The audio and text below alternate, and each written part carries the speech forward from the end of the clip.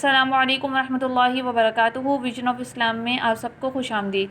अल्हम्दुलिल्लाह, हमने अपनी पिछली वीडियो में हरूफ हिज्जा की तख्ती में हर्फ अलिफ से लेकर हर्फ गैन तक के हर्फ़ों के मखारिज और अदायगी के बारे में पढ़ा। आज इंशाअल्लाह हम हर्फ फा, क़ाफ और काफ के मखरज और अदायगी के बारे में पढ़ेंगे। आइए अपने सबक का आगाज़ ताऊद तस्मीह की तिलावत से करते हैं। पढ़ें अऊज़ु बिल्लाहि मिनश शैतानिर रजीम, बिस्मिल्लाहिर्रहमानिर्रहीम। पढ़ें फ़ा को सही अदा करने का तरीक़ेकार ये है कि सनाया उलिया के सिरे। अब सनाया उलिया मैं आप लोगों को पिछली वीडियो में बता चुकी हूँ कि सामने की दो दांत जो है वो हमारे सनाया उलिया कहलाते हैं, ऊपर के। तो सनाया उलिया के किनारे से मुराद जहाँ जो सनाया उलिया का जो निचला हिस्सा होता है उसको हम सिरा भी कहते हैं और उसको किनारे भी कहते हैं। सनाया उलिया के सिरों को जब निचले होंठ के अंदरूनी हिस्से के साथ लगाएं। अब जो हमारा नीचे वाला होंठ है उसका जो अंदरूनी हिस्सा है, जिसको हम तरी वाला हिस्सा भी कहते हैं, यानी गीले हिस्से के साथ जब हम सनाया उलिया के सिरों को लगाएंगे तो एक हर्फ फ़ा अदा होगा। ठीक है, तो फ़ा की अदायगी कैसे होगी? जब हम अपने सनाया उलिया के सिरों को निचले होंठ के अंदरूनी हिस्से के साथ लगाएं, यानी गीले हिस्से के साथ लगाएं, तो फ़ा अदा होगा। जैसे फ़ा फ़ा। अगला हर्फ है क़ाफ़ क़ाफ़। अब क़ाफ़ की अदायगी कैसे की जाएगी? क़ाफ़ की अदायगी में हम जो हमारी ज़बान की जड़ होती है, जिसको हम अरबी में अक्साई लिसान कहते हैं, उसको हम कव्वे के साथ लगाएंगे। अब जैसे मैंने आप लोगों को बताया था, मुंह के आखिर में, बिल्कुल आखिर की जो मुंह का हिस्सा होता है उसमें जो है वो कव्वा होता है, यानी कि आपने देखा होगा उस कव्वे को हम अरबी में लहात कहते हैं। तो ज़बान की जो जड़ होगी, यानी कि उस कव्वे के पास आके हमारी ज़बान जो है वो ख़त्म हो रही होती है, तो ज़बान की उस हिस्से को हम कव्वे के साथ लगाएंगे, तो वो हिस्सा जो है वो हमारा अक्साई लिसान यानी ज़बान की जड़ कहलाता है। अब जब ज़बान की जड़ को हम कव्वे के साथ लगाते हैं तो इसी वजह से ये हर्फ मोटा अदा होता है। ठीक है, तो हम इसे अदा करेंगे क़ाफ़ क़ाफ़।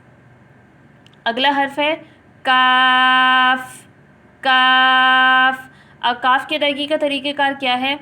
इसको सही अदा करने का तरीका ये है कि हमारी ज़बान की जो जड़ है, ये दोनों हरूफ जो हैं ये ज़बान की जड़ से ही अदा होते हैं। ठीक है, लेकिन इन दोनों में फ़र्क कैसे होता है? काफ़ मोटा अदा हो रहा है और जबकि काफ़ बारीक अदा हो रहा है। वो इस तरह कि हम काफ़ की जब अदायगी करते हैं तो हम काफ़ में ज़बान की जड़ को कव्वे के साथ लगाते हैं, जबकि हम काफ़ में ज़बान की जड़ को तालू के साथ लगाते हैं। यानी कि ज़बान की जड़ के मुकाबिल में जो तालू आता है ऊपर, जहाँ से तालू स्टार्ट हो रहा है, तो वहाँ पर हम ज़बान की जड़ को लगाते हैं, जिसकी वजह से हर्फ ना सिर्फ बारीक हो जाता है बल्कि वहाँ से इस हर्फ की पैदाइश होती है। और फिर जब हम इसको पढ़ते हैं तो इसकी अदायगी कुछ इस तरह से होती है काफ काफ। आपने देखा कि जिस तरह से हमने जब क़ाफ़ को अदा किया तो उसमें हमने ज़बान की जड़ को कव्वे के साथ लगाया, जबकि हमने काफ़ को जब अदा किया तो ज़बान की जड़ को हमने तालू के साथ लगाया। इसी वजह से इन दोनों में जब हम इन दोनों को अदा कर रहे हैं, बावजूद ये कि ये दोनों जो हैं वो ज़बान की जड़ से अदा हो रहे हैं, फिर भी ये पहला वाला क़ाफ़ जो है ये मोटा अदा हो रहा है, जबकि ये जो काफ़ है ये बारीक अदा हो रहा है। तो इन दोनों में यही फ़र्क है। ठीक है, अब हम इसे दोबारा से यहाँ से पढ़ते हैं फ़ा फ़ा क़ाफ़ क़ाफ़ काफ। चलें अब हम इसे शुरू से पढ़ते हैं अलिफ बा ता सा जीम हा खा दाल ज़ाल ग़ा ज़ा सीन शीन स्वाद ग़ाद क़ा ग़ा ऐन ग़ैन फ़ा क़ाफ़ काफ।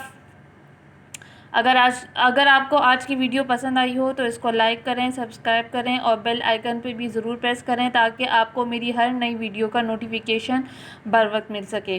انشاءاللہ ہم اپنی نیکسٹ ویڈیو کے ساتھ اور نئے سبق کے ساتھ ہم پھر حاضر ہوں گے۔ تب تک کے لیے السلام علیکم ورحمۃ اللہ وبرکاتہ۔